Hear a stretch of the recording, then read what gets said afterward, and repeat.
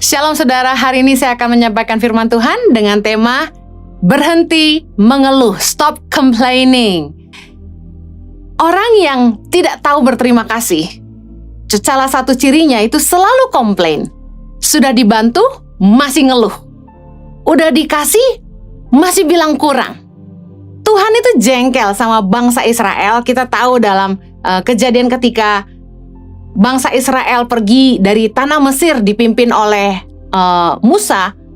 Bangsa Israel terus mengeluh, terus komplain. Meskipun Tuhan selalu menyertai mereka dengan berbagai tanda yang ajaib. Tuhan telah mengeluarkan mereka dari penindasan di Mesir, menunjukkan perbuatan-perbuatannya yang ajaib di padang gurun. Menyertai mereka dengan menyediakan burung puyuh, mana, tiang awan, tiang api, membelah laut merah, dan masih banyak lagi. Saya mau ajak Anda flashback sedikit tentang cerita bagaimana Tuhan membawa bangsa Israel keluar dari Mesir. Dalam Keluaran 13 ayat yang ke-21 dikatakan gini, Tuhan berjalan di depan mereka pada siang hari dalam tiang awan untuk menuntun mereka di jalan, dan pada waktu malam dalam tiang api untuk menerangi mereka, sehingga mereka dapat berjalan siang dan malam.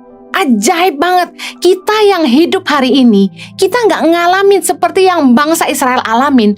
Bagaimana mereka bisa melihat Tuhan sendiri yang maha kuasa menyertai mereka di padang gurun dengan berjalan dalam rupa tiang awan dan tiang api. Dalam Keluaran 16 ayat yang ke-12, Aku telah mendengar sungut-sungut orang Israel. Katakanlah kepada mereka, pada waktu senja kamu akan makan daging, dan pada waktu pagi kamu akan kenyang makan roti. Maka kamu akan mengetahui bahwa akulah Tuhan Allahmu. Keren banget penyediaan Tuhan.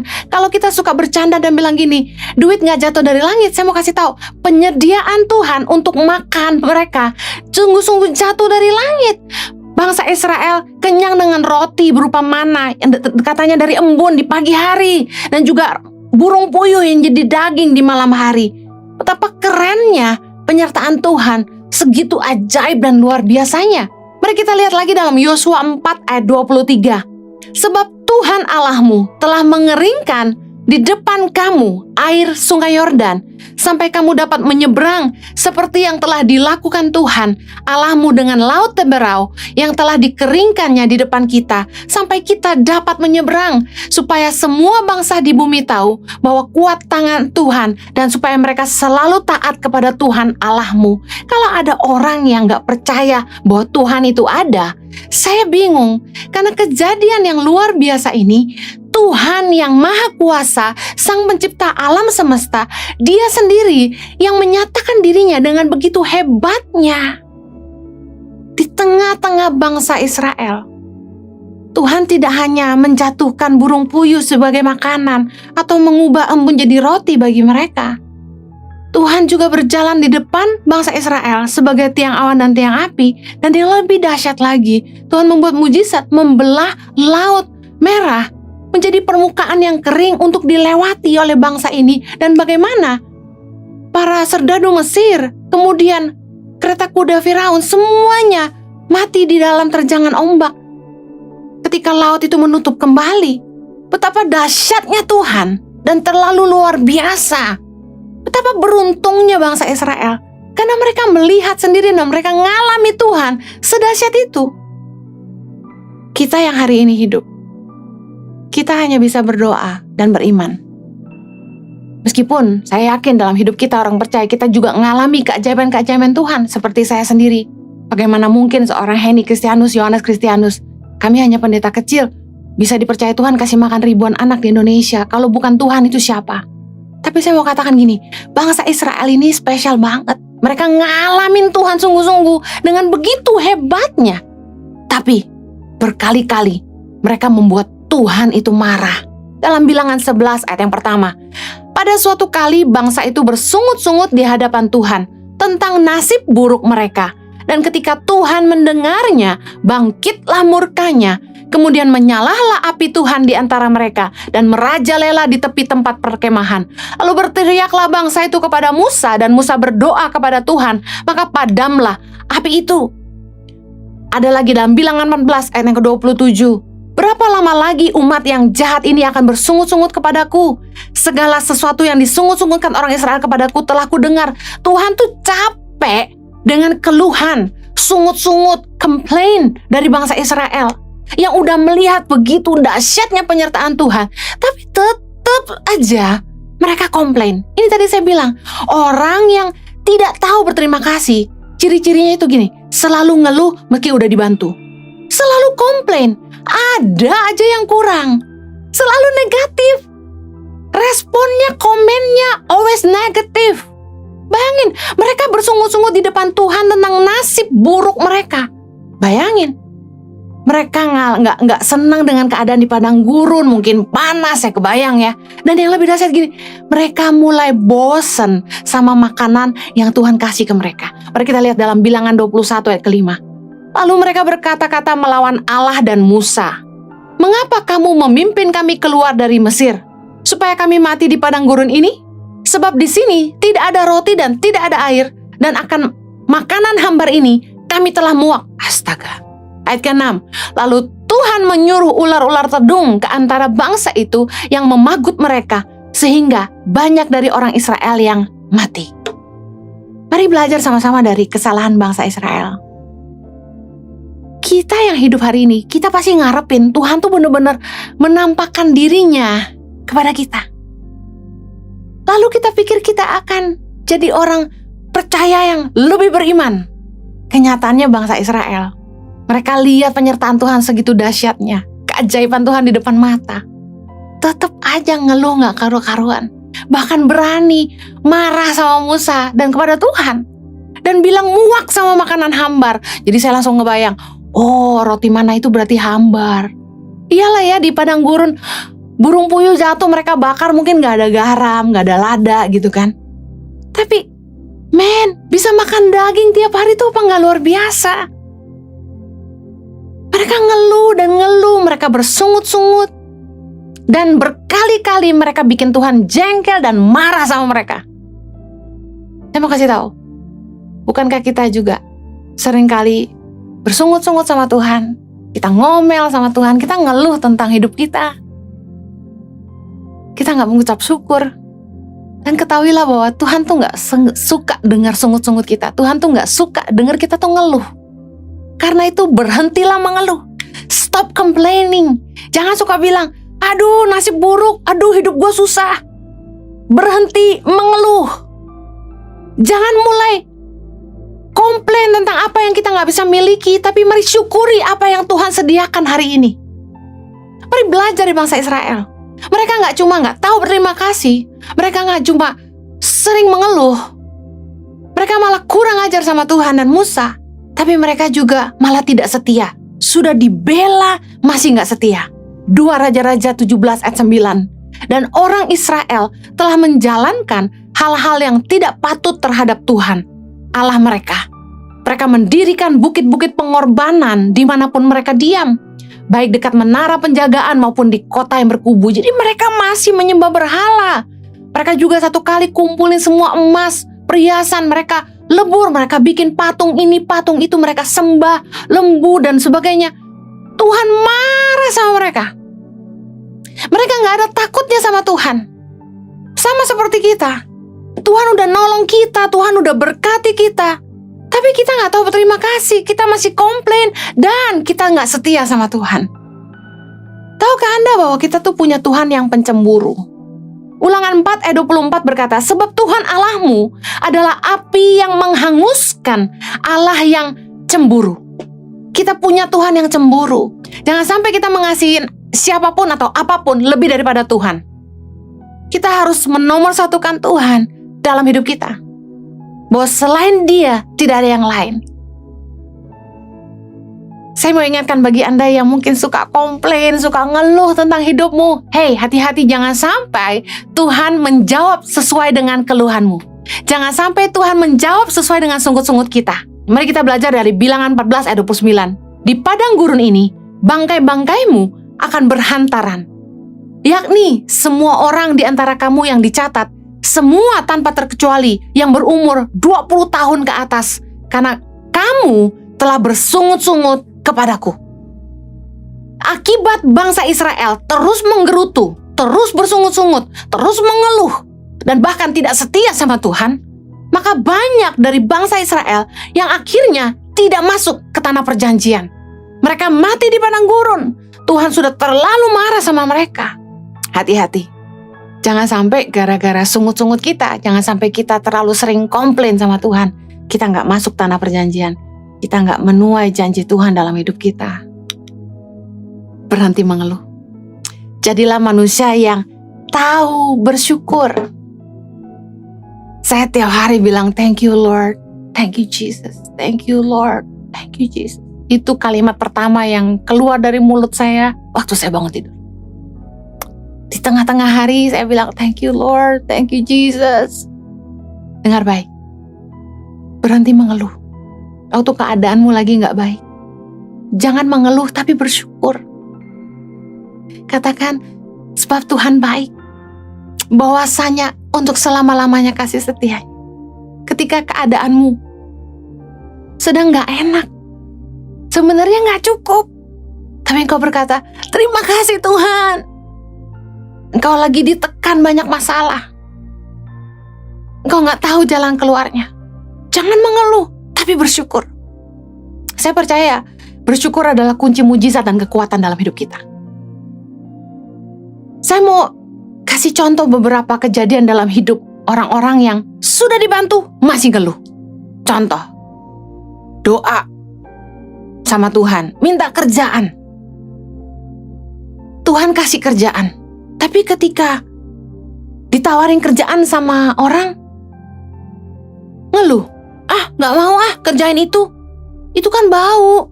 Satu kali kami pernah mau bantu orang. Kami bilang gini, orang ini datang ke kami, dia butuh kerjaan, dan kami katakan gini, kami butuh orang untuk dilatih pelihara ayam petelur. Karena anak-anak kami di center-center kami tuh butuh makan, jadi kami ingin bisa memelihara ayam petelur. Bisa nggak kerja sama kami, nanti dilatih, terus kamu bikin di NTT atau di mana? Orang ini bilang, aduh, nggak deh, kandang ayam bau. Doa, puasa, Tuhan, saya butuh kerjaan. Sekalinya mau dikasih kerjaan, nggak mau, kerja itu bau. Akhirnya datang lagi, minta kerjaan, dikasih kerjaan, bilangnya apa? Aduh, terlalu berat, nggak sanggup, saya fisiknya nggak kuat. Ditawarin kerjaan, aduh nggak mampu, aduh gajinya kekecilan. Komplain. Banyak orang doa sama Tuhan, tapi begitu Tuhan jawab, komplainnya kebanyakan.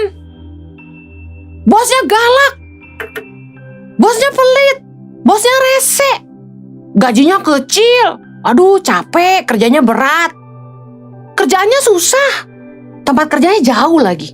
Banyak orang yang kehilangan pekerjaan hari ini. Tapi kalau kita bisa dapat pekerjaan, saya mau katakan ini, bersyukur. Jangan mengeluh. Banyak orang minta doa sama Tuhan. Tuhan berkati aku. Dikasih kerjaan, kerjanya gak benar. Dikasih proyek sama orang, nipu. Kerjanya gak bagus. Aduh, proyek sepi. Doa sama Tuhan, Tuhan kirim proyek, tapi ngerjainnya gak benar. Orang kecewa, gak balik lagi.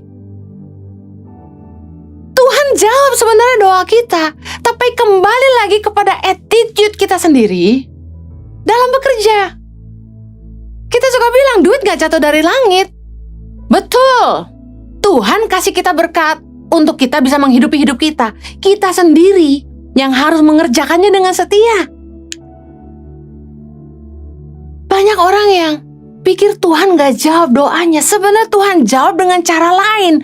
Cuma kita yang gak setia kadang-kadang. Kita yang kebanyakan komplain, kebanyakan mau. Kita punya standar kita. Yang saya cerita nih serius banget. Saya ketemu orang yang datang ke kami, minta gaji tinggi sekali. Saya mau kasih tahu gini, kalau Anda kerja di sebuah tempat, Anda boleh aja punya standar buat diri Anda, tapi saya kasih tahu, lebih baik Anda tunjukkan dulu kemampuan Anda sebelum Anda menyampaikan tuntutan Anda. Sebaiknya kita belajar setia dalam perkara kecil, karena firman Tuhan bilang gini, orang yang setia dalam perkara kecil akan dipercayakan perkara besar. Kalau kita minta gaji tinggi, pastikan kita bisa nunjukin prestasi. Kebanyakan orang itu overestimate themselves. Maunya gaji tinggi, tapi kerja nggak mampu. Lucu sekali. Ada lagi. Kayak Tuhan tadi udah berkati bangsa Israel, mereka malah nyakitin hati Tuhan. Malah bikin korban-korban persembahan buat dewa-dewa mereka, buat Allah-Allah mereka. Sudah dibaikin, malah nyakitin. Air susu dibalas air tuba, peribahasanya. Kebaikan dibalas dengan kejahatan. Ada orang tuh yang sebenarnya Tuhan kirim orang-orang baik dalam hidup mereka untuk nolong mereka. Tapi instead of doing good, mereka malah balas kebaikan orang dengan kejahatan. Saya mau kasih tahu, firman Tuhan berkata dalam Amsal 17:13, siapa membalas kebaikan dengan kejahatan, kejahatan tidak akan menghindar dari rumahnya. Jangan pernah balas kebaikan dengan kejahatan. Orang yang melakukan kebajikan bagi kita, dia akan nuai kebajikan dari Tuhan. Tapi kalau kita balas kebajikan orang itu dengan kejahatan, dengar, kita yang akan menuai kejahatan juga. Karena kita akan menuai apa yang kita tabur. Sebaliknya, kalau Anda sudah berbuat baik sama orang dan orang balas kebaikan Anda dengan kejahatan, jangan marah. Firman Tuhan bilang jangan balas kejahatan dengan kejahatan. Kenapa? Supaya gini, ketika Anda menabur kebaikan, Anda harusnya menuai kebaikan. Tapi kalau Anda kecewa, kemudian Anda berbalik jahat sama orang, Anda akan menuai sebaliknya. Jangan pernah balas kebaikan dengan kejahatan. Ada anak-anak muda jomblo yang desperate cari jodoh. Mereka doa minta pasangan hidup sama Tuhan. Dikirim jodoh sama Tuhan, komplain. Kurang cakep, kurang kaya, kurang berwibawa. Waduh, ceweknya cerewet, suka ngatur. Aduh, cowoknya cuek, kurang perhatian. Ada lagi, kurang tinggi, kurang keren, kurang putih. Komplainnya banyak. Well, Tuhan gak jawab doa kita dengan standar kita. Tuhan jawab doa kita dengan standar Tuhan. Tapi seringkali standar kita tuh gak masuk akal. Dengar baik. Satu kali saya punya teman. Dia jomblo dan kenapa dia jomblo lama sekali? Karena dia punya standar tuh luar biasa. Dia cari cewek tuh harus yang super duper cantik. Masalahnya gini, cewek cantik itu harganya juga cantik. Sementara teman saya ini nggak terlalu kaya. Susah cari jodoh karena milih. Satu kali dia dapet cewek yang cantik banget, tapi nggak bisa kerja. Udah tahu ceritanya kalau nikah cewek ini bakal ngandelin hidup dari dia. Sanggup berapa setiap bulannya? Kan gitu pertanyaannya. Tapi puji Tuhan akhirnya mereka gak jadi nikah. Kemudian dia ketemu dengan seorang wanita gak terlalu cantik, tapi baik. Dan luar biasa, mereka nikah. Dan cewek ini rajinnya minta ampun. Di masa sulit, di masa pandemi, di saat sang suami teman saya ini gak bisa menghasilkan, istrinya jadi pahlawan. Bukankah banyak wanita-wanita di masa pandemi ini jadi pahlawan yang menyelamatkan keluarganya? Saya bangga sama para wanita. Wanita-wanita hebat dan wanita-wanita kuat yang menjadi penopang suami, yang menyelamatkan rumah tangga, yang meskipun menghasilkan tapi gak membuat suaminya kecil hati. Wanita-wanita hebat Tuhan bangkitkan di masa-masa sulit ini. Istri teman saya ini yang akhirnya meskipun suaminya gak bisa menghasilkan, dia gak komplain. Dia kerja, suaminya bisa makan. Saya bilang, saya tarik satu pelajaran. Kalau dulu teman saya ini pakai ukuran dia harus dapat wanita yang cantik jelita. Sementara yang cantik-cantik itu nggak mau kerja, mau jadi ibu rumah tangga, sosialita. Asal berani berapa gitu kan. Nah sementara yang akhirnya dia nikah ini nggak terlalu cantik, tapi akhirnya menyelamatkan dia di masa sulit. Saya mau kasih tahu, standarnya Tuhan itu selalu lebih baik. Kita sebagai manusia yang selalu pakai mata, kita pakai ukuran kita. Sementara kita nggak tahu apa yang sebenarnya yang terbaik buat kita. Kita itu cuma bisa lihat sejauh mata memandang, tapi Tuhan itu bisa melihat sampai akhir hidup kita. Jangan komplain dengan keadaanmu hari ini. Bukankah Tuhan sudah sangat-sangat baik dalam hidup kita? Jangan terus mengeluh untuk hal-hal yang kita mungkin gak bisa miliki. Syukuri apa yang kita bisa nikmati hari ini. Count your blessing. Jangan membandingkan hidup kita dengan orang lain. Oh enak ya, enak tuh jadi istrinya dia, enak tuh jadi suaminya dia. No, jangan bandingkan hidup kita dengan orang lain. Tiap orang punya berkatnya sendiri. Kalau kita bisa belajar mengucap syukur, kita akan bisa melihat apa yang sebenarnya Tuhan telah sediakan dalam hidup kita. Berhenti mengeluh.